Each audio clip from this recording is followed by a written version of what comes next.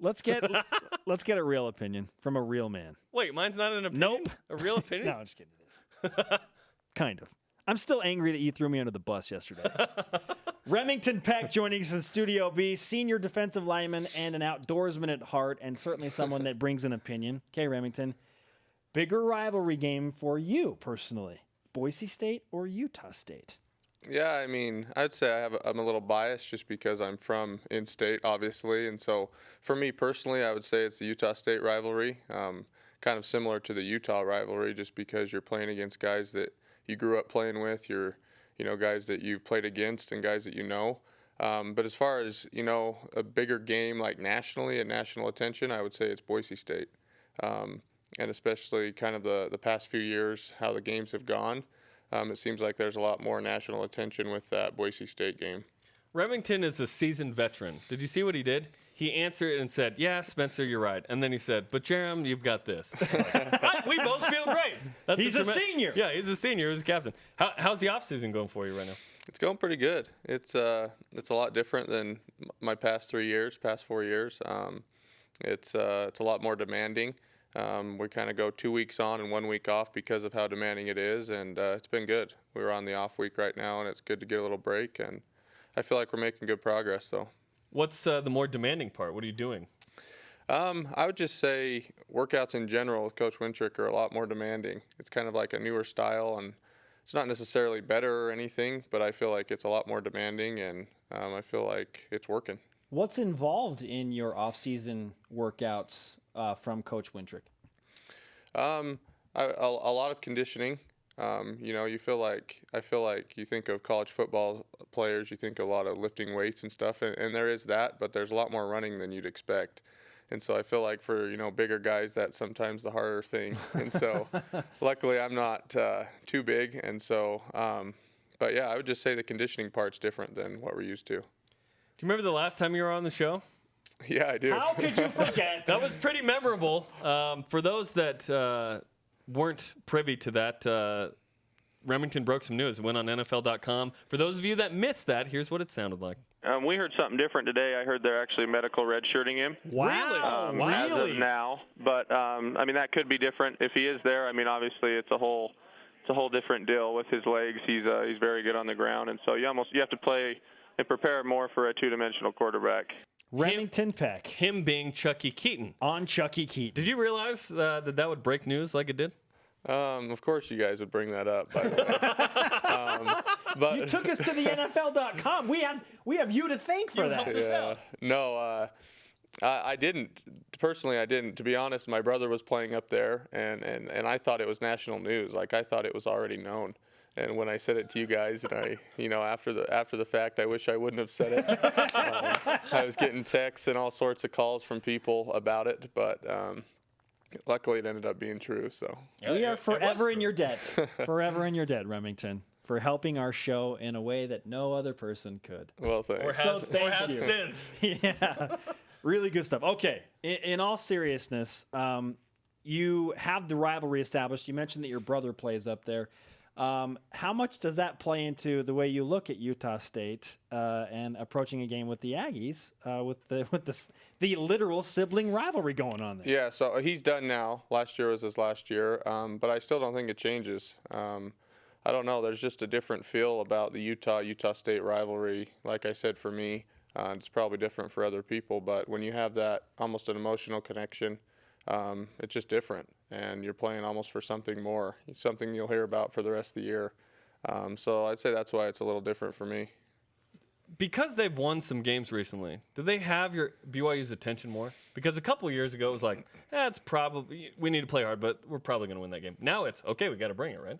Yeah, I would definitely agree, especially the last few years. I mean, they're a team that is getting national attention as well, and it's a game you have to strap up for, and I think it makes it funner as well. You know what I mean? Something to look forward to, something you're going to have to play well to win. And it's almost, similar to Boise State. It's almost the same feeling, so.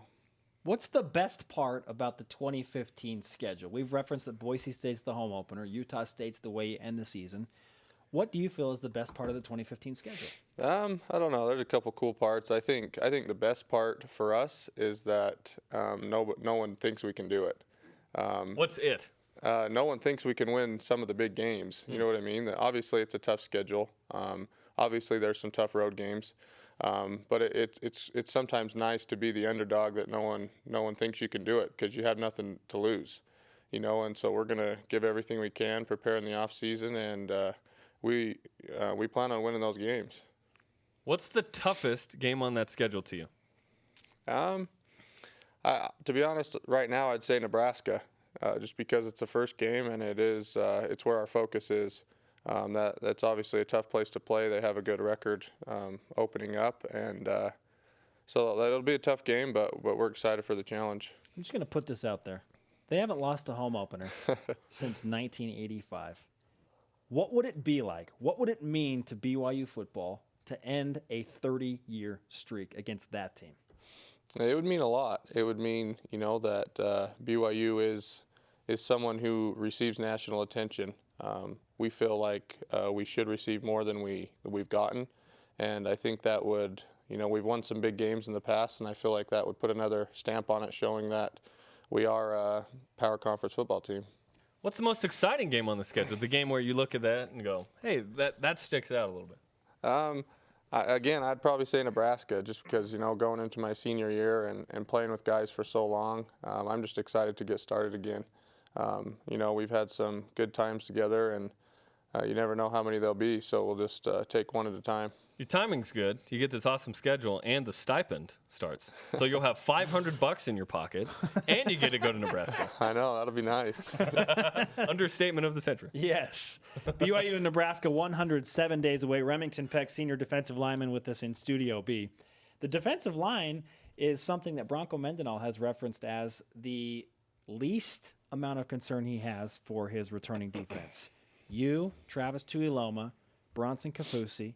Okay, there are some guys there that have had some serious influence and experience. Why will the defensive line be even better this year? I would say they'll be better because of experience. That's something you can't quite teach in college football. You have probably 5 guys that have played, 3 years of a lot of football.